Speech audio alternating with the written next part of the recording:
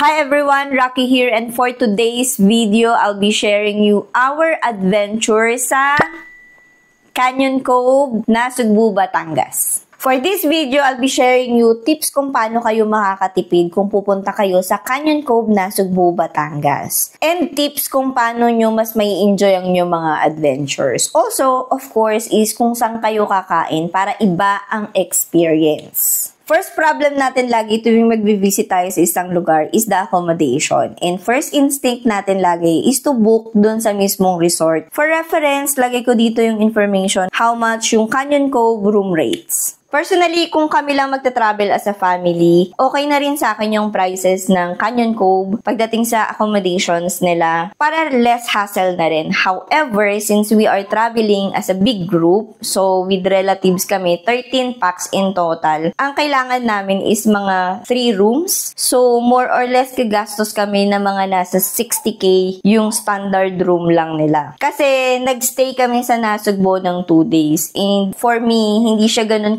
practical kasi accommodation lang naman siya. Usually, matutulog ka lang doon, magstay ka lang, maliligo ka, and then lalabas ka maghapon, 'di ba? Tapos babalik ka, matutulog, magpapahinga. And hindi siya ganun ka-practical kung gagastos kami ng ganung kalaki sa accommodation. So, what we decided is nag-rent kami ng Airbnb sa Villa Fernandez. Not sponsored. Nakita lang namin to sa Airbnb no nagba-browse kami. Merong mga condos within the Canyon Cove Resort na nagpaparent din dito sa may Airbnb. You can check it out kung gusto nyo doon. Pero pinili namin si Villa Fernandez kasi 5 minutes away lang siya sa Canyon Cove. And massive kasi yung space niya. So makikita nyo naman parang mansion talaga yung bahay. And may sarili din naman siyang swimming pool. Tsaka parang feeling ko mas intimate siya. Mas marami kasing space, madaling gumalaw, alam mo yon. And itong Villa Fernandez, meron kasi siyang 4 na rooms. Total kasi 4 families kami dun sa 13. So, tig-iisa kami ng room, walang naging problema. And kompleto na lahat ng gamit. Meron pa silang libreng paggamit ng towel. So, we paid over 30k lang dito sa Villa Fernandez for our stay for 2 nights. Compared kung magstay kami doon sa Canyon Cove Resort na 60k, or feeling ko pa nga talaga mag-over kami doon ng 60k kasi diba 13 packs kami and 2 nights yun. So, malaki na rin yung naitipid namin pagdating doon sa accommodation. Tapos, pagdating naman sa transportation namin, kasi nag-rent lang kami ng van papunta sa Villa Fernandez house and then umuwi na rin kasi siya. Yung caretaker ng bahay is meron naman siya mga contact pagdating doon sa mga tricycle driver. Ang bilis lang, wala kami naging problema, sila na yung naghatid at nagsundo sa amin. Titext nyo lang. Tapos, yun na yun. First day namin sa Nasugbu is we just stayed dun sa Villa Fernandez and swimming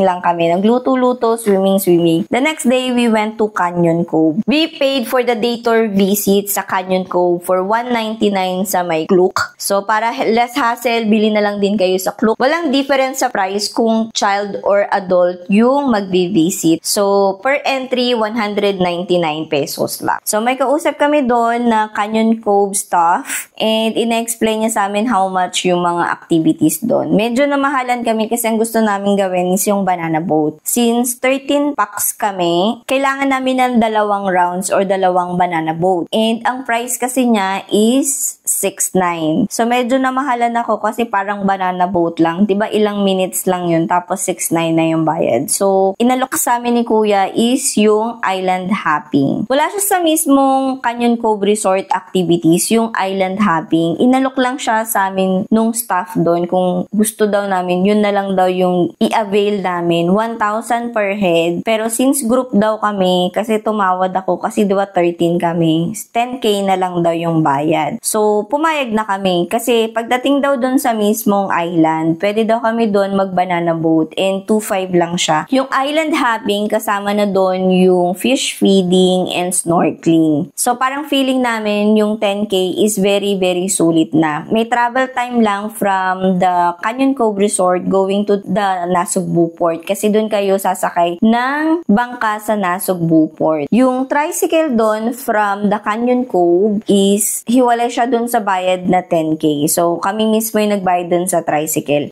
Yung staff na lang from the Canyon Cove yung nagtawag dun sa tricycle para sa amin, ihahatid kami dun sa port. Super enjoy naman yung snorkeling na yun. Kahit kahit halos lahat kami hindi marunong lumangoy.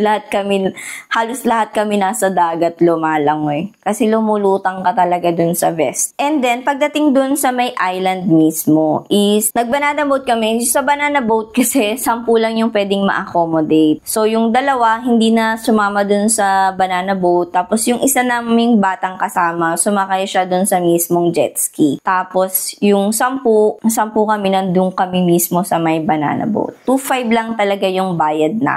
Pero nalaman namin, nung nag-island hopping na kami, sabi sa amin nung nag-assist sa amin dun sa bangka, is pwede daw kaming directly pumunta sa Nasugbu Port kung gusto nyo ng island hopping experience. Kasi, ang bayad daw sa kanila, isang takbo is nasa 3 to 4K lang. Basta kasya kayo dun sa may bangka. So, malaki talaga yung matitipid nyo kung dun kayo mismo pupunta. Kung nasa Canyon Cove na kayo at gusto nyo ng island hopping, wala kayong sasakyan, I suggest na mag-ask na lang kayo ng assistance from the staff ng resort na magtawag ng tricycle para sa inyo. Then, pagkatapos ng adventure, of course, magugutom na kayo. So, dinala kami ng mga nagta-tricycle doon sa may kainan sa Dalampasigan. So, itong kainan na to, ang daming foreigner dito, ang daming tourist. Based doon sa mga itsura nila, ang daming tourist na kumakain dyan. And sabi rin ng mga nagta-tricycle doon is, doon talaga nila dinadala yung mga turista kung gusto nilang kumain ng masarap. Pinoy food yung sinaserve nila. Price is okay. Hindi naman siya ganun ka-expensive. At saka malaki naman yung servings nila, for sharing talaga sila. Hindi naman siya cute. Mabubusog naman talaga kayo. Sulit yung magiging bayad nyo if ever dito kayo kumain. Iba yung experience kasi pag nakita nyo yung lugar, ang daming puno. Tapos natuwa kami kasi pagdating namin doon, wala kasi kaming masyadong expectation. So akala namin dadalhin kami doon sa typical na restaurant na dine-in or okay na kainan, ganyan. Pero pagdating namin doon is ang daming halaman. And then yung pagpasok pa lang namin, parang ang lamig niya sa loob kahit wala siyang aircon. Parang ang hangin-hangin niya. Parang ang fresh lang niya. So, ang laki ng window. Open window siya. Tapos sa labas may puno. Parang very natural air yung nandun sa loob ng restaurant. Pero may assistance naman. May electric fan doon. Hindi lang masyadong halata. Pero ang ganda ng restaurant for me personally. So, feeling ko may enjoy nyo din yung pag-visit nyo dito sa may kainan sa Dalampasigan. And that's it for today's guys. Hopefully, meron kayong tricks na natutunan kung pupunta kayo dun sa Canyon Cove Resort or kung mag-visit kayo dun sa Nasugbu. Hanggang sa muli nating pagkikita. Bye-bye!